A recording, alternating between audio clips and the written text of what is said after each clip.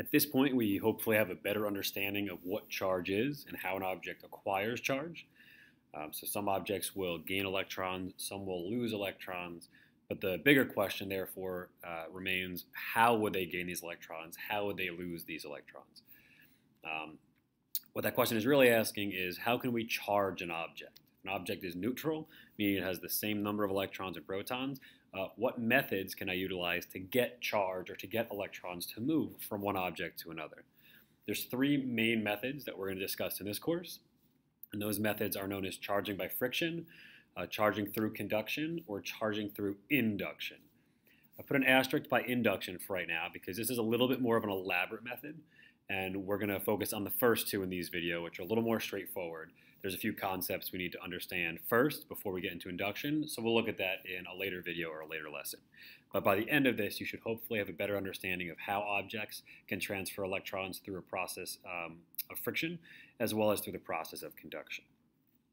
So we'll start with friction first. And the thing to realize is that in general, anytime two objects come in contact with one another, those materials, based on their chemical makeup, their structural makeup, they will transfer electrons from one object to the other.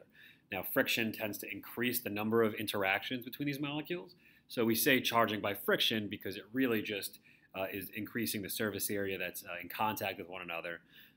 You don't necessarily need friction. If you remember that sticky tape lab, you didn't really rub the pieces of tape together, you kind of just tore them apart.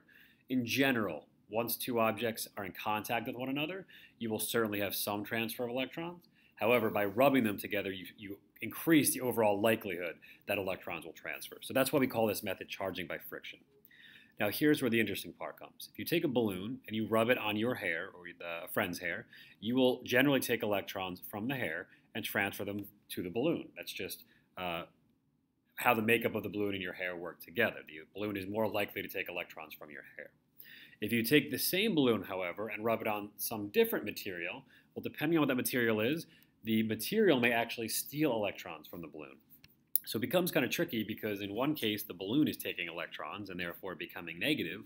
In a different case, with a different material, that same balloon is giving electrons to the other object, so now it has a positive charge. So that can tend to be pretty confusing because how do I know whether it's positive or negative? How do I know if it gave or lost electrons? Because depending on the material it's rubbing against, either one could occur.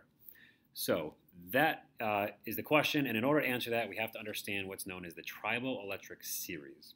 The triboelectric series is basically just a list of very common materials. I only have a few listed here.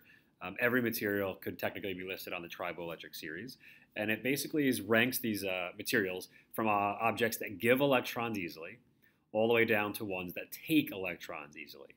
So the higher up on the list, the closer it is to the giving electrons easily, they're going to be objects that will give electrons easily to objects that are further down on the list. Objects that are further down on the list are more likely to take electrons. So how do I use this triboelectric series list? Well, it's quite simple. If I take human skin and I rub it against wool, well, human skin is higher up on the list, meaning it is more likely than wool to give electrons. So if human skin and wool are rubbed together, you are most likely to have the skin give electrons to the wool. Similarly, if I took PVC and rubbed it on paper, well, paper is higher up on the list, meaning it gives electrons more easily. So I believe I said paper and PVC. So the paper would give electrons to the PVC. However, if I use PVC and Teflon, in this case, even though the PVC received electrons from paper, well, if I'm considering PVC and Teflon, since Teflon is lower on the list, that means that Teflon is going to take the electrons. So the simple way to take a look is figure out what two materials you have. Whatever two materials you're rubbing together, the one that is higher up on this list is going to give electrons to the object or the material that is lower on the list.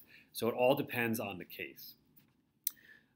So if we take a look, the more technical definition of charging by friction is the transfer of electrons, generally through rubbing, from one material that is higher in the triboelectric series to a material that is lower in the triboelectric series.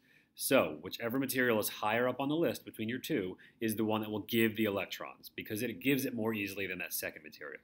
The one that's lower on the list will be the one that takes those electrons because structurally, chemically, it is much more likely to take those electrons. So take the two materials you're given in whatever problem or situation you're analyzing. The one higher up on the list will give the electrons. The one further down on the list will take those electrons. So that's how you can sit here and figure out what's going on up here. In this case, you can see that I have hair and a balloon, which we'll say is like silicone rubber. So human hair is all the way up here, meaning it gives electrons fairly easily. And that silicone rubber, let's say this rubber. The rubber tends to be confusing. Let's say it's like a hard rubber. Well, the hard rubber is lower, so that means that the rubber is going to take electrons. The hair is more likely to give electrons, and the rubber is further down, so it's more likely to take electrons. If I look at this second case, however, let's say that this material was maybe Teflon. Well, Teflon is further down, so it will take electrons, and the rubber from the balloon is going to give electrons because it's higher up on the list. So depending on the materials, you can figure out which way electrons will transfer. The second method, which we call conduction, is a little bit easier than friction. It's probably the most common type, and it basically states that if I have an object that is very, very, very negatively charged, and I touch that object, because I've given these electrons a pathway out, and a human being is a conductor, I will get charged through contact. So as long as I touch an object that has any kind of charge on it, I will certainly gain charge that way. So charging by conduction is quite simply the transfer of electrons through contact with a charged object. And that's what that little zap is every time you've had a static shock. You've really been charged through conduction.